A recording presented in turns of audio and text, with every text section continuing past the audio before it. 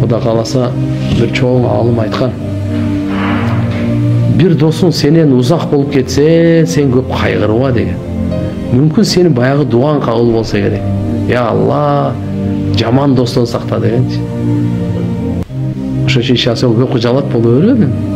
А бул сага пайдалуу нерсе да. Тиги мындай болуп калды, мындай болуп калды. Не. Эгерде сен чын жүрөктөн ихластуулук менен Алладан сураган болсоң, ошо дуаңдын берекесин Алла сенен узак кылып койгон. Сен көп айтып калат го. Мен мына жумушта иштеп жүргөндө мындай эле тигиндей эле мансапта турганда, бийликте турганда, ишим жүрүшүп атканда акчам көбүндө бар эле анан кийин жок болуп калып, ошолор анан кийин таарына баштады. Таарынба, шүгүр кыл ди кайра.